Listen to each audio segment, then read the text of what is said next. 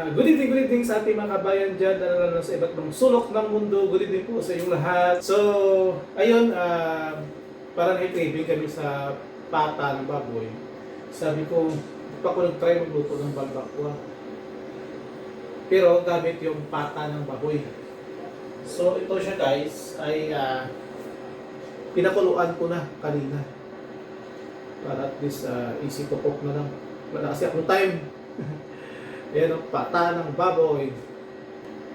So tara na guys. At before anything else pala mga kabayan, shout out nyo pala kabayan sa mga new subscriber natin. Salamat po sa inyo guys.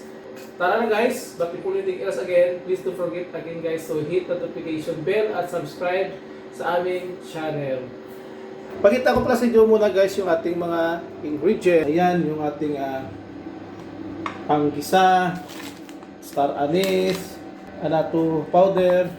Yan, lagay ako maya ng ito, konti peanut butter, tapos black seed, konti lang din, tsaka ito, ating beans, tsaka konti din tomatoes paste, tsaka yung ano natin guys, yung pata ng baboy natin.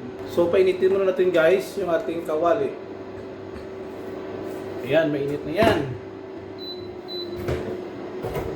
Lagay na tayo ng mantika. Gisa mo natin dito yung pata natin. Yan. So habang guys nagluluto tayo, mag-chill-chill ko tayo saglit. Ito naman guys, binigyan kasi naman kami nito. Ito guys, binigyan naman ako sa aking trabaho. Minsan-minsan lang naman ito eh.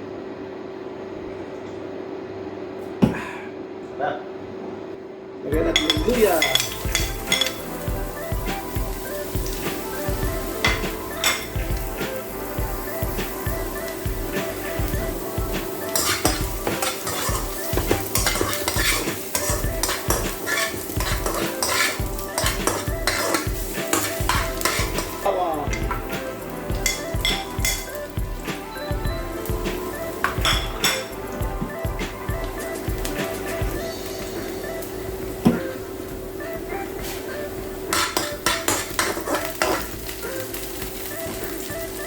Sibuyas.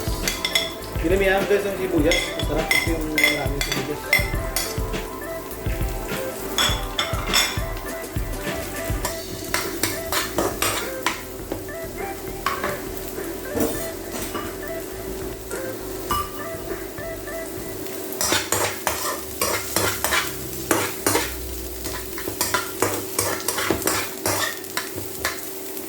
Malapit na yan, lagyan natin agad yung ating baboy.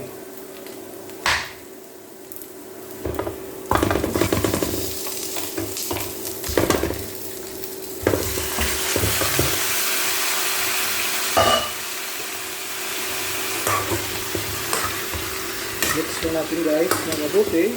Malambot na pala yung ating baboy. Malambot na pala yung pata natin.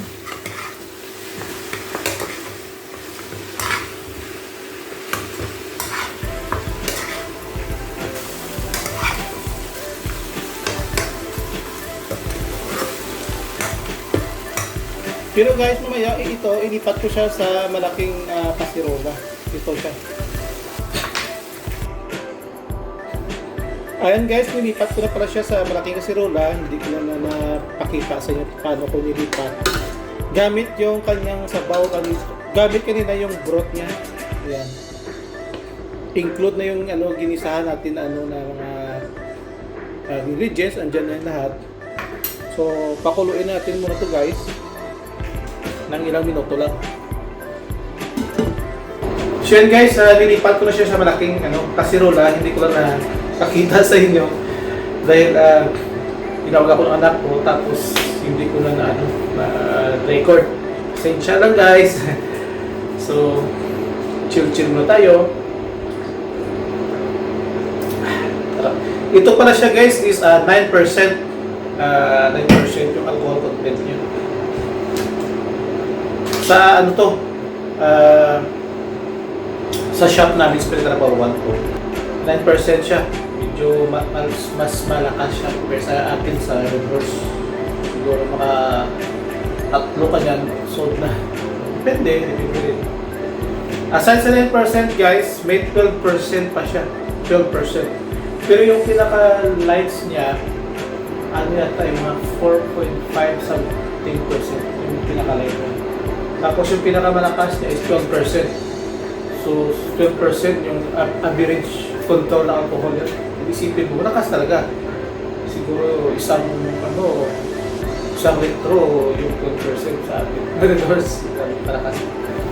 Pero iba din kami ng products guys na mas malakas dyan. Meron kami 60%, ibang brand yun.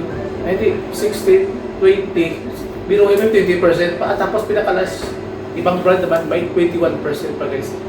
Ganun kalakas guys yung mga alcohol content. So grabe no? Yung mga nakatry din ako dyan guys na ng 12% siguro 2 piraso lang, pero yung maganda sa kanya, walang sakit sa ulo. Malasing ka talaga, pero wala siyang sakit sa ulo ng kaso. So by the way guys, yan pakuluan natin ang luto. Tapos mix na ako. Black beans. Siguro tiin ko lang to. Hindi ko kasi masyado makain ng black beans. Nilagay ako ng beans. So, star anise. First time ko kasi guys magluto ng balbakwa. Hindi pa talaga ako time magluto. Ano lang kasi sa akin guys, yung dito, pang ulang-ulang namin. Ako kasi yung may time, mostly may time sa gabi na magluto, bagay, maglinis, kasi magalabas ko compare sa asawa ko, ilabas niya ang oras na. So, mga lahat ng ganito guys, explore na lang para matuto. Kasi, bilang sa OFW guys, talagang kailangan talaga tutunan paano ka makakain. Kasi pag bumili ka sa labas ng mga pagkain, gastos talaga guys. Pag bumili ka sa labas, mga restaurant, mga fast food, gastos. Kaya mas maganda magluto ka. I-mix ko na sila ngayon guys lahat ha. Tapos, perfume ay black pepper.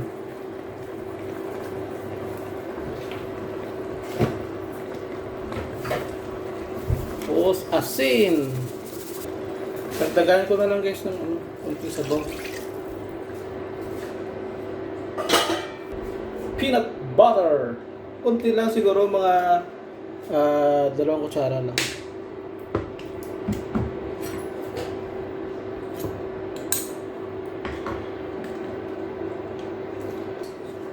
Yan. Para isang kulo na lang guys. Beans.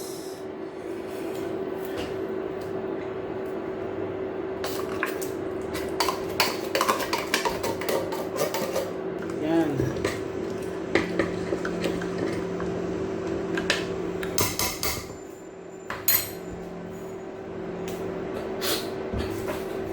Tapos maglalagay ako ng paste, siguro 2 kutsara lang.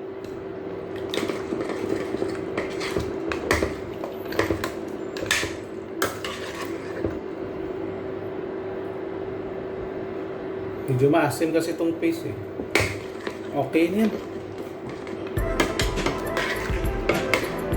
Yan, bango na guys.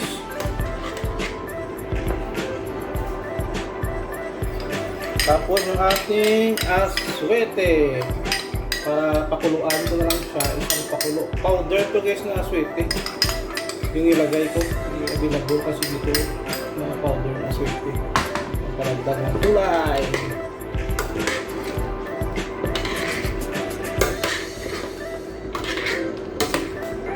Tapos, black beans. Konting black beans siguro.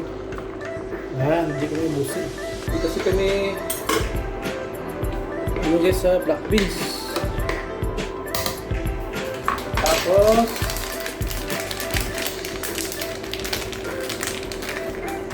star anise. 2 star anise lang guys. Bintang Dinoro.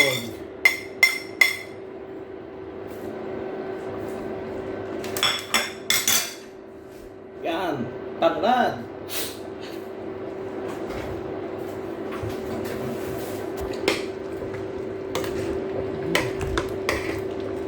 Yan, wow, ang ganda ng kulay. Lagay lang tayo ng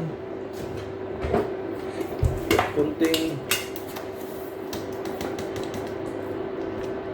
red sugar. Brown sugar pala. Red sugar, di mo kulay yan. Brown yan. Maganda naman.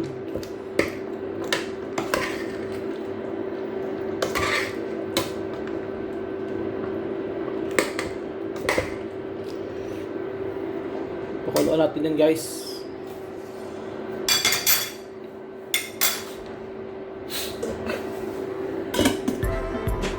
Ayan, guys.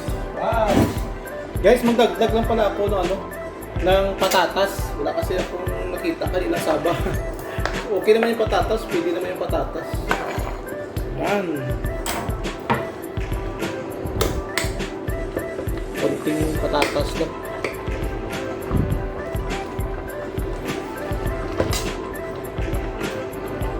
Ano natin?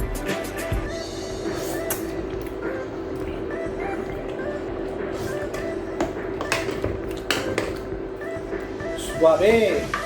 Dagdagan natin ng asin. Black pepper.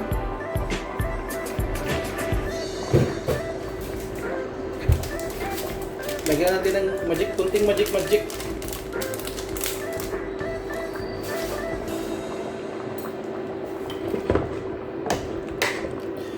Ilang minuto na to, guys, pwede na to. Tingnan nyo, guys, oh. Ang sarap na.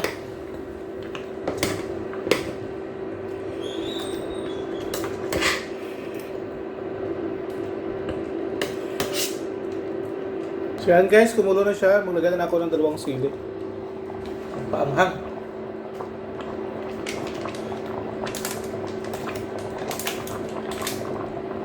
So yan, guys, hintayin natin siya kumulo konti. Tapos ilagay na natin ito finally yung ating sibuyas, dahon. Tingin ko na siguro to, guys, yung natin, star anise. Kasi na siya. Baka makain natin.